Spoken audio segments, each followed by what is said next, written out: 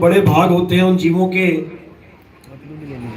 जो अपने पूरे जीवन काल में एक बार भी इस मूल ज्ञान को सुन पाते हैं, और उससे भी बड़े भाग होते हैं उन जीवों के जो इस ज्ञान को थोड़ा सा भी समझ पाते हैं।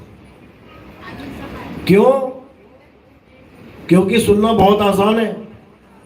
आए 1 घंटा 2 घंटा बैठ के सुन के चले गए, लेकिन हर एक बात को समझना, हर एक बात पे विचार करना, मनन करना, चिंतन करना, उस बात को समझना, ये सबके बस की बात नहीं होती है।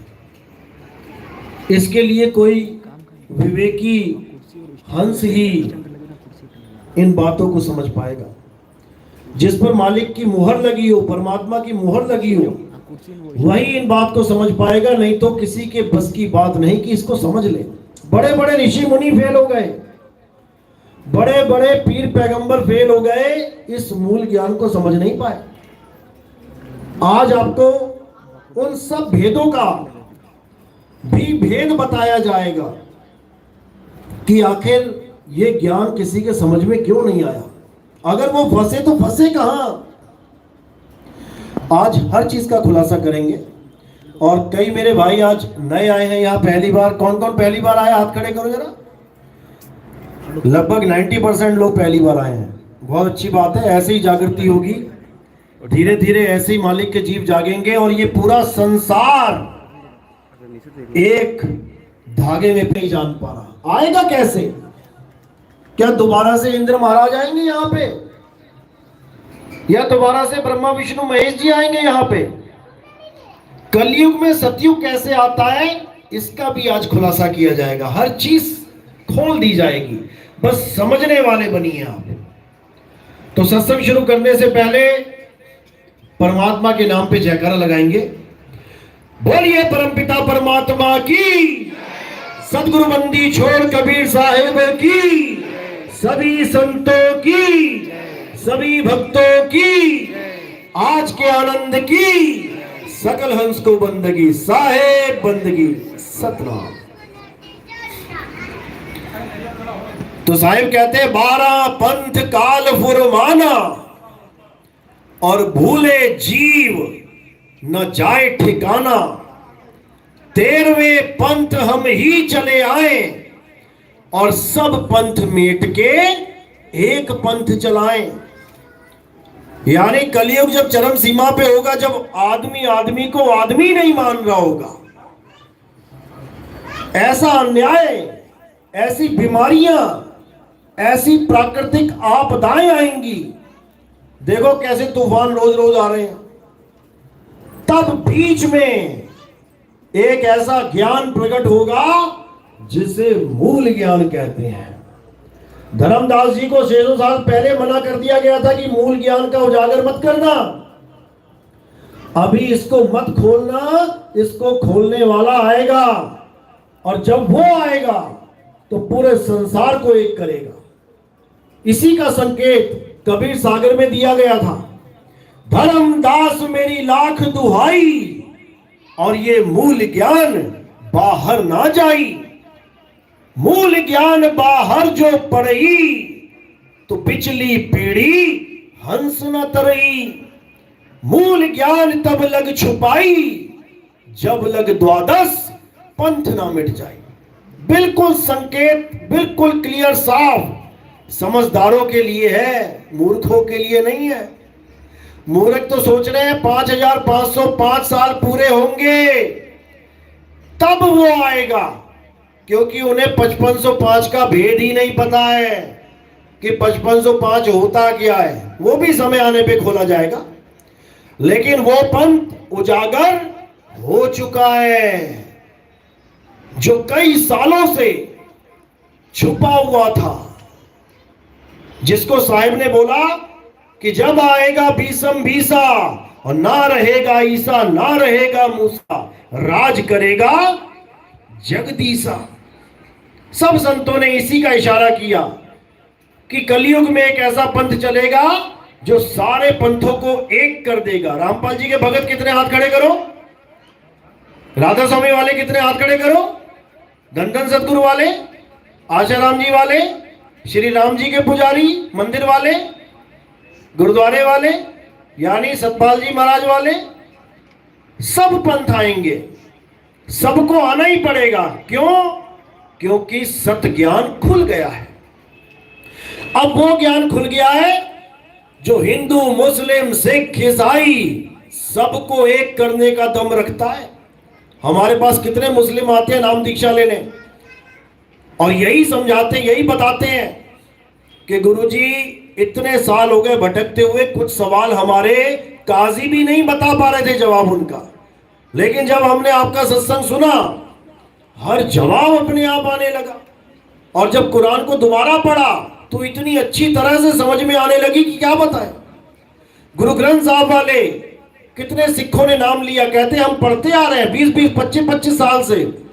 आपके सत्संग सुनने के बाद जब दोबारा पढ़ा, एक एक वाणी का अर्थ समझ में आने लग गया। जो आज तक केवल पढ़ते थे अब समझ में आने लगी कि लिखा क्या है। इसी प्रकार कबीर पंथी हो गए, गरीबदास जी के पंथ के हो गए, धर्मदास जी के पंथ के हो गए, सिंगा जी महाराज के हो गए, घासीदास जी महाराज के, घीसादास जी महाराज के, पलटू जी महाराज के, नाबा जी अरे कौन बचा है? पूरे भारत में जितने भी संत हैं सबके शिष्य हमारे पास आने शुरू हो गए। क्यों?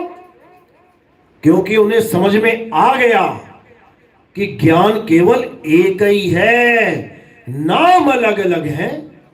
कितने मर्जी पंथ रख लो, कोई नानक पंथी हो गए, कोई गरीबदास पंथी हो गए, कोई धर्मदास पंथी हो गए, कोई पंथी हो गए, लेकिन परमात्मा तो एक है।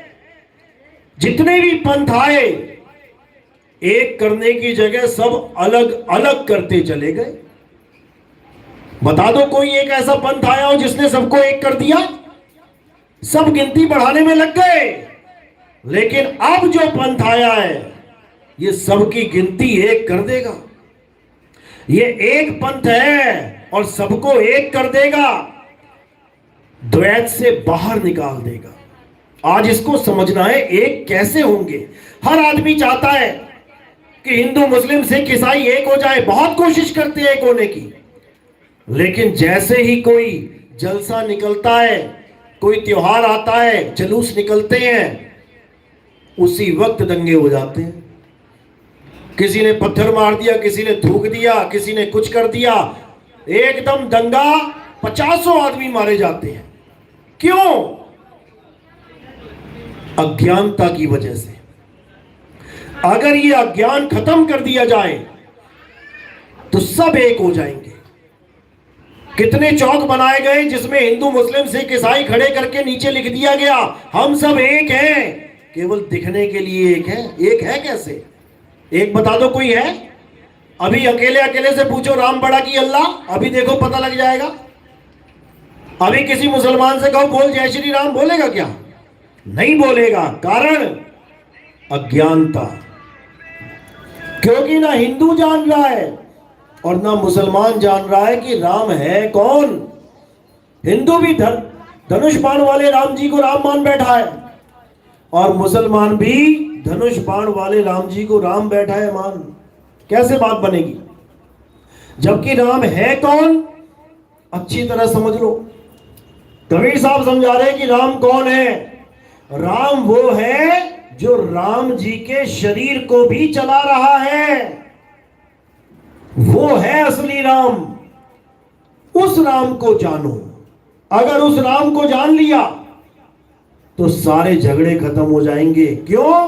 क्योंकि जो भगवान राम के शरीर को चला रहा है वही तुम्हारे शरीर को भी चला रहा है, वही मुसलमान के शरीर को भी चला रहा है, वही सिख के शरीर को भी चला रहा है, वही ईसाई के शरीर को भी चला रहा है। क्या नाम है उसका? आत्म राम। आत्म राम, आत्म देव। अब ये आत्मा किसके पास नहीं है? आत्मा का नाम सुना है ना, महाराष्ट्र वालों ने, मुंबई वालों ने, सबने सुना है। सब अपनी अपनी आत्मा लेके आए हो पंडाल में। किसी की घर तो नहीं छूट गई कि जल्दबाजी में रह गई हो, सोफे के पास पड़ी हुई, या खाना बना रही है और टाइम देख रही है, जल्दी जाना है, वही छूट गई। घड़ी छूट जाएगी, मोबाइल छूट जाएगा, पर्स छूट जाएगा, बाली छूट जाएगी, लिपस्टिक लगाना छूट जाएगी, लेकिन ये आत्मा नहीं छूट सकती किसी की घर पे। ये आत्मा ऐसी चीज है जो हमेशा संग है, छूट नहीं सकती। जिस दिन आत्मा छूट गई उस दिन क्या होगा? तुम कहीं मिट्टी की ढेर की तरह पड़े होगे। किसी गली में छूटी तो गली में पड़े होगे, यहां छूट गई तो यहां पड़े होगे। आत्मा जुदा होते ही ये काया, सुंदर काया मिट्टी हो जाती है। और ये आत्मा कोई हिंदू की, मुसलमान की, सिख की, ईसाई की अलग अलग नहीं है, ये सबकी एक है। ये पक्षपात कभी नहीं करती कि मैं केवल हिंदू के शरीर को चलाऊंगी, मुसलमान को नहीं, मैं सिख के शरीर को चलाऊंगी, ईसाई के नहीं। ऐसा नहीं करती है। ये हिंदू को मंदिर तक पहुंचा रही है, ये मुसलमान शरीर को मस्जिद तक पहुंचा रही है, ये ईसाई को, सिख को गुरुद्वारे और चर्च तक पहुंचा रही है। अगर कोई हिंदू पूजा कर रहा है, राम जी की जयकारे कर रहा है, किसकी वजह से? आत्मा की वजह से। आरती गा रहा है, बीच ही में आत्मा ने शरीर को छोड़ दिया, आरती पूरी कर सकता है क्या कोई? सामने भगवान खड़ा है, वो भी पूरी नहीं करवा पाएगा।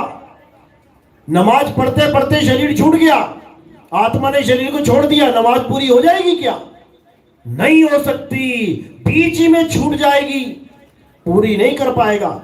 इसी प्रकार बाकी के साथ भी ऐसा ही होगा, क्योंकि जो चीज तुम्हें चला रही है, जो तुम्हें दौड़ा रही है, जिसकी वजह से तुम हिंदू, मुसलमान, सिख, ईसाई बने बैठे हो, तुम उसको नहीं जान रहे। इस आत्मा की वजह से तुम मंदिर बना पा रहे हो, इस आत्मा की वजह से तुमने मस्जिदें बना दी, तुमने गुरुद्वारे, तुमने चर्च बना दिए। जो चीज बनी तुमने उसको बड़ा मान लिया, और जिसने बनाया उसको नहीं जान पाए।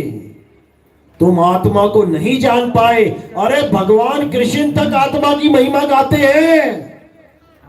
गीता पढ़ो, क्या कहते हैं? हे अर्जुन, ये आत्मा अजन्मा है, नित्य है, शाश्वत है। इस आत्मा को ना तो कोई शस्त्र काट सकता है, ना इसको अग्नि जला सकती है, ना वायु सुखा सकती है, ना जल भिगो सकता है। बताओ किसकी महिमा गाई? अपने शरीर की या किसी धर्म की? कि हे अर्जुन, हिंदू की आत्मा को शस्त्र काट नहीं सकता, क्या ऐसा बोला? क्या ऐसा बोला कि मुसलमान की आत्मा को अग्नि जला सकती है? ऐसा बोला क्या? आत्मा हिंदू, मुस्लिम, सिख, ईसाई नहीं है। ये हिंदुओं को भी चलाती है, मुसलमान को भी चलाती है, ये सबको चलाती है। भारत से लेके विदेशों तक, विदेशों से लेके खंड ब्रह्मांड तक, अगर कोई भी पत्ता हिल रहा है तो यह आत्मा की वजह से हिल रहा है। तुम्हारा मुंह चल रहा है, तुम्हारे हाथ पैर चल रहे हैं, तुम्हारी एक उंगली भी हिल रही है, तो आत्मा की वजह से हिल रही है, और तुम उस आत्मा को जानते तक नहीं हो। नहीं तो अगर मैं पूछूं कि बताओ तुम्हारी आत्मा कैसी है, तो तुम्हारे पास जवाब होना चाहिए। तुम्हारा मोबाइल कैसा है पता है, अभी 100 मोबाइल रख दो यहां पे, अभी बोलूंगा अपना अपना उठा लो, उठा ले जाओगे। सबकी चप्पलें बाहर पड़ी हैं, अपनी अपनी चप्पलें सब जानते हैं, जाते जाते उठा के ले जाएंगे। लेकिन अपनी आत्मा को कोई नहीं जान रहा है कि मेरी आत्मा है तो है कैसी। बूढ़े हो गए, मरने वाली हालत हो गई, लेकिन जिसकी वजह से मैं चल रहा हूं, जिसकी वजह से ये हाथ हिल रहा है, हम उसे जान ही नहीं पाए। इसी को अज्ञान कहते हैं। अगर ये आत्मा का ज्ञान पूरे संसार में फैल जाए तो सारा संसार एक हो जाएगा। हिंदू अपनी आत्मा को जान ले, मुसलमान अपनी आत्मा को जान ले, सिख अपनी आत्मा को जान ले, ईसाई अपनी आत्मा को जान ले। इसको बंद करो। केवल आत्मा को जानना पर्याप्त है। एक बार भी पूजा की थाली नहीं उठानी पड़ेगी, एक बार भी मंदिर मस्जिद गुरुद्वारे नहीं जाना पड़ेगा, एक बार भी कदम नहीं उठाना पड़ेगा। बिना एक कदम उठाए तुम्हें परमात्मा मिलेगा। कैसे मिलेगा? अपनी आत्मा में रमण करके, अपनी आत्मा में स्थित होके। गीता क्या समझाती है? अध्याय 3 17वां श्लोक क्या बोलता है? हे अर्जुन, जो अपनी आत्मा में स्थित हो जाते हैं, जो अपनी आत्मा में रमण करते हैं, जो अपनी आत्मा में तृप्त हैं, जो अपनी आत्मा में संतुष्ट हैं, उनके लिए कोई धार्मिक कर्म कर्तव्य लागू ही नहीं होता। परमात्मा को पाने के लिए उसे किसी मंदिर में, मस्जिद में, गुरुद्वारे में जाने की जरूरत नहीं है। बिल्कुल क्लियर लिखा है। लेकिन आत्मा का ज्ञान हो तो हो कैसे? जो कभी दिखाई नहीं देती, कभी सुनाई नहीं देती, शरीर को जब छोड़ती है तब भी आप नहीं जान पाते कि आत्मा कहां से चली गई। इसको कैसे जाना जाए? उसके लिए क्या बताया गया? अध्याय 4 34वां श्लोक, अध्याय 4 34वां श्लोक गीता में क्या कहता है? हे अर्जुन, जो ज्ञान मैं तुम्हें समझा रहा हूं, जो दिव्य ज्ञान मैं तुम्हें बता रहा हूं, ये तो थ्योरी पार्ट में समझा रहा हूं ना। अगर तुम इसको प्रैक्टिकली, यानी अगर तुम इसका अनुभव करना चाहते हो अर्जुन, तो ऐसे गुरु की शरण में जाओ जिसने दोनों प्रकार के तत्व को जान लिया है, जो असत्य को भी जानता है और सत्य को भी जानता है। वही तुम्हें आत्म ज्ञान करवा सकता है, अन्यथा इसके अलावा कोई गुरु नहीं करा सकता। अब सत्य को भी जानता है, असत्य को भी जानता है। अब इसका निर्णय कैसे हो? इसका निर्णय कैसे होगा? ज्ञान के आधार पे। असत्य क्या है, सत्य क्या है, यही सवाल आप किसी भी गुरु से पूछो, फिर देखो क्या जवाब मिलता है।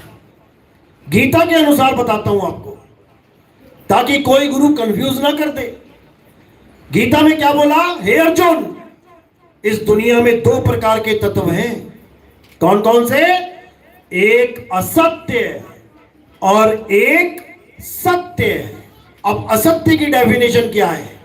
हे अर्जुन, जो जन्मता और नाश हो जाता है वो असत्य है।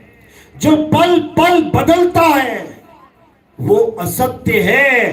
जो सदा एक सा नहीं रहता वो असत्य है। वो मेरी त्रिगुणी माया है, क्योंकि त्रिगुणी माया ही असत्य है। अब क्या चीज ऐसी है जो जन्मती है और मर जाती है? सबसे नंबर 1 पे क्या आती है? ये काया, ये शरीर मां के गर्भ से आता है और शमशान घाट में खत्म हो जाता है। यानी मां के गर्भ से जन्म लेके आया और शमशान घाट में खत्म हो गया। जन्म लिया, मर लिया। पल पल बदलता है। अपने बचपन की फोटो देखो, छोटी सी, धीरे धीरे धीरे धीरे बड़े होते गए आज 50 60 70 साल के भी बने बैठे हो। पता लगने दिया माया ने क्या कि तुम रोज बदल रहे हो। तुम रोज शीशा देखते थे, जब से तुम्हें पता लगा कि शीशा देख के घर से बाहर निकलना चाहिए, चेहरा साफ करके कंघी करके निकलना चाहिए, एक भी दिन बता दो जब तुमने शीशा ना देखा हो। वो बात अलग है कि तुम टूर पे चले गए जंगल में 1 हफ्ते के लिए, वहां कहां देखोगे। लेकिन अगर तुम घर में हो, रोज तुमने शीशा देखा है, आज तक देखा है, लेकिन शीशा भी तुम्हें बता नहीं पाया कि तुम रोज बदल रहे हो। इतनी धीमी धीमी धीमी गति से तुम बदले कि तुम पता ही नहीं कर पाए। जैसे घड़ी में कितनी सुइयां होती है, 1 सेकंड वाली पल पल बदल रही है, दिख रही है। मिनट वाली भी गौर से देखोगे तो हिलती हुई दिखाई दे जाती है। लेकिन जो छोटी वाली सुई होती है, जो घंटे को प्रदर्शित करती है, आप उसको देखकर भी नहीं जज कर सकते कि वो हिल रही है, लेकिन लगातार हिल रही है। देखते देखते देखते देखते पूरा चक्कर काट जाएगी, पकड़ नहीं पाओगे उसको। इसी प्रकार ये माया काया देखते देखते पूरा चक्कर पार कर लिया इसने। बचपन पार कर लिया, जवानी पार कर ली, बुढ़ापा आ गया, पता नहीं लगने दिया इसने। अब जो पल पल बदल रहा है उसमें कौन कौन आता है? क्योंकि जो पल पल बदले वो असत्य है, हम लोग बदल रहे हैं, असत्य है। लेकिन जिसकी हम पूजा कर रहे हैं, क्या वो बदल रहा है कि नहीं? आओ देख लेते हैं। राम जी जब पैदा हुए छोटे से, धीरे धीरे धीरे बड़े हुए, यानी शरीर बदल रहा है। धीरे धीरे जवान हुए, शादी हो गई, यानी शरीर बदल रहा है।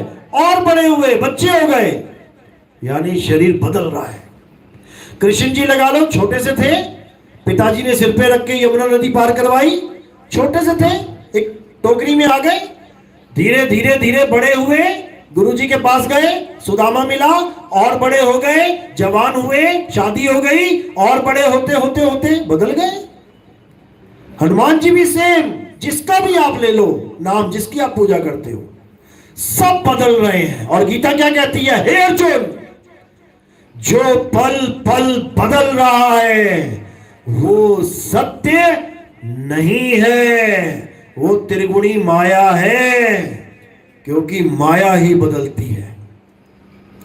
अब सत्य क्या है, इसका भी जवाब देते हुए कृष्ण जी कहते हैं, हे अर्जुन, सत्य केवल आत्मा है, जो कभी नहीं बदलती, जो कभी जन्मती भी नहीं है और कभी मरती भी नहीं है। कोई शस्त्र इसको काट नहीं सकता, अग्नि इसको जला नहीं सकती, वायु इसको सुखा नहीं सकती, जल इसको भिगो नहीं सकता। ये नित्य है, शाश्वत है, अनादि है। यही सत्य सनातन है। हम लोग कहते हैं ना, गर्व से कहो मैं सनातनी हूं। भाई डेफिनेशन पता है सनातन की?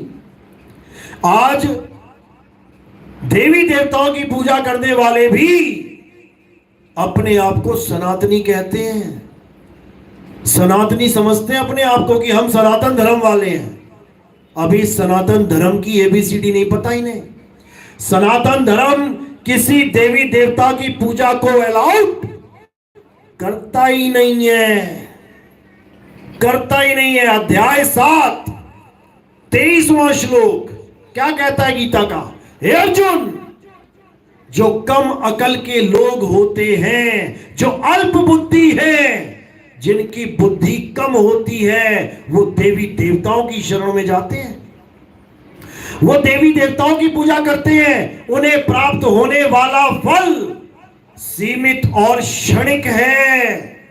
देवताओं की पूजा करने वाले देवलोक को जाते हैं, पितरों की पूजा करने वाले पितरलोक को जाते हैं, भूत प्रेतों की पूजा करने वाले भूतों के बीच जन्म लेते हैं। ये तीनों अज्ञानी मुझे प्राप्त नहीं कर सकते, क्योंकि ये मेरे स्वरूप को जानते ही नहीं। हे अर्जुन, मेरे स्वरूप को जो जानता है वो अच्छी तरह समझ जाता है कि मैं अजन्मा हूं, मैं कभी जन्म नहीं लेता। तो क्या जन्म नहीं हुआ कृष्ण जी का?